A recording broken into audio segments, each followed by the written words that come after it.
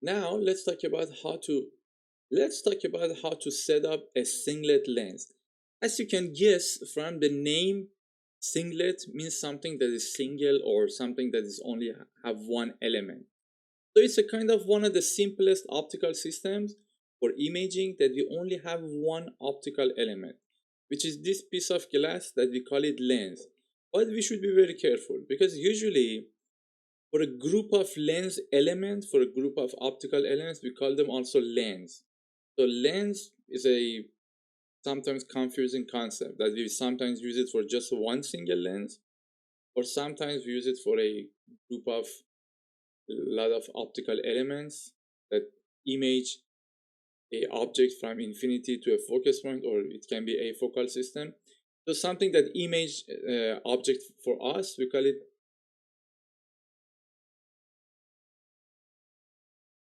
Now let's talk about how to set up a singlet lens.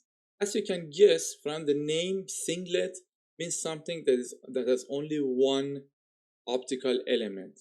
So singlet lens is one of the simplest optical systems for imaging that we only have one optical element.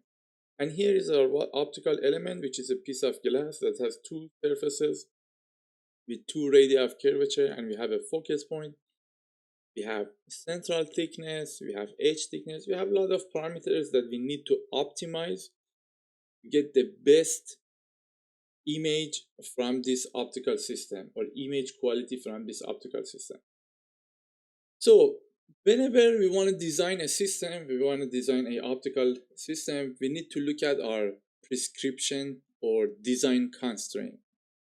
So right now, let's set a design constraint for ourselves, and then we're gonna use those design constraints in Zemax. For this system, the focal length is 200 millimeter, which is 20 centimeter. So it's a pretty small optical system. The semi field of view is 5 degrees. So it means that if you consider a cone in front of this lens that can see object at infinity, the angle, half of that angle is 5 degrees. So this lens can see from -5 to +5. The wavelength for this optical system is visible light. So visible light means we are gonna have three wavelengths in Zemax, but we optimize it for 550 nanometer, which is the green light, and our eye is very sensitive to that wavelength. So the center thickness is 4 to 8 millimeter. So from here to there, the center thickness of this lens is from 4 to 8 millimeters. That's the range that we have. The edge thickness of this lens should be larger than 3 millimeters. So this edge thickness should be larger than 3 millimeters. So efficiency metrics, the parameter that we want to see, if we want to optimize our system for, that is RMS spot size. So RMS spot size has its own definition in Zemax. So RMS spot size should be optimized for this system. So we can think about different parameters. For example, when you have polarization involved, then you have a lot of other parameters like the optical power. But right now, we want to optimize this system for RMS spot size. And when you have a smaller RMS spot size, it means that your image quality is higher. So it's a kind of parameter that is related to image quality. So we want to optimize the RMS spot size average over field of view. So this field of view is our zero field of view, but we can put as many as field of view that we want, but the maximum one is going to be at 5 degrees. So this RMS should be optimized over the field of view, the average of that. Object location means the thing that you want to image is at infinity, so the object is somewhere here at infinity.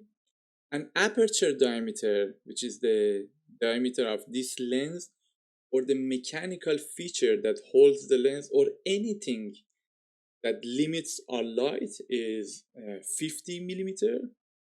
So it's 5 centimeter. And the material that we are allowed to use is NBK7, which is a very well-known glass type material. that usually people use for designing optical system. We can have different materials, but right now this is a design constraint that we put for ourselves, NBK7. In Zemax, usually we need to first do some kind of back of envelope calculation and find the parameters, and from that starting point, Zemax is gonna help us for optimization. So we cannot start completely from scratch, and Zemax provide us a optical model. So we should start from a point, and then Zemax is gonna optimize it from that point. So as you remember before, we explained for thin lens, we have an equation that 1 over f is equal to n minus 1 times 1 over r1 minus 1 over r2 plus n minus 1 times d over n r1 r2. So in this equation, n is the refractive index and the rest of the parameters of geometrical parameters of the lens, like the radius of curvature of surface 1, radius of curvature of surface 2, and the thickness of the lens. So all those parameters are geometrical parameters. Because we just want to have a starting point, we can do as much as approximation that we want. So one of a good approximation that we can use is that because the radius of curvature usually is much higher than the lens thickness, we can ignore this term and just use 1 over r1 minus 1 over r2. That's the kind of approximation that we're going to use. And the refractive index of the glass, it has a big range, but let's say we're going to select 1.5 just as an approximation. So for the refractive index, we put 1.5 minus 1 is 0.5.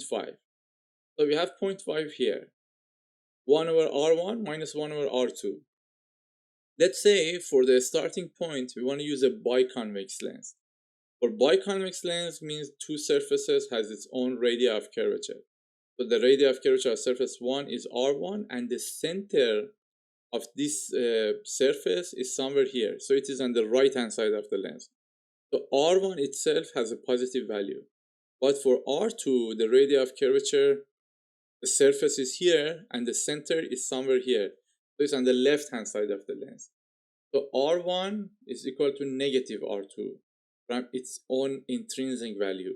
Let's say r1 is 20, so r2 is also, the absolute value is 20. But the value that we're going to use in Zemax in optical or in optical design is negative 20 because it is on the right hand side of the lens. I explained this one in lens convention. So we have half here, 1 over r1 minus 1 over r2, we have a negative sign, so it's going to be 2 over 1 r2 and 2 cancels with 0.5. Then we have 1 over f is equal to 1 over r1. So we can say f is equal to r1 for very rough approximation. So we have all the values for starting point.